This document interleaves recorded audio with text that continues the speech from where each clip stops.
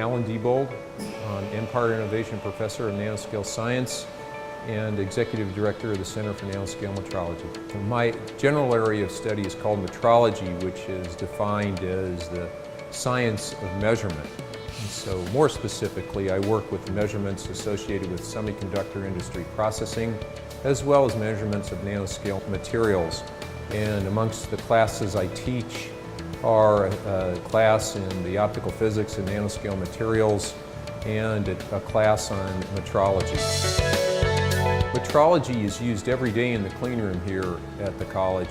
It's used by our industrial partners. My students learn how to do these measurements for the semiconductor industry, as well as some very research-oriented measurements. This allows us to manufacture chips. For example, you make many transistors in every single integrated circuit, and all of them have to operate with the same electrical parameters, and so metrology allows you to do that. My students are often funded by companies that make the measurement equipment.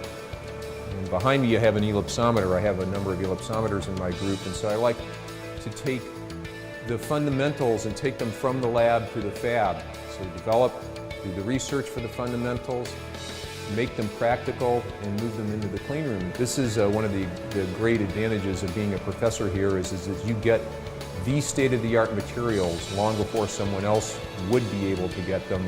And so the students learn on something that allows them to very easily transition into a position with one of our partners or one of the companies that funds research that's going on here. And that's a unique advantage. The exciting part is really getting to do something that will be used in the future, a measurement that will be used in the future in real manufacturing, and to understand the fundamentals before anyone else does. And then students become capable of doing this kind of work. They become productive members of the semiconductor industry. They carry on the legacy of what they've learned. We have the state of the art right here in the college, and no other college has that.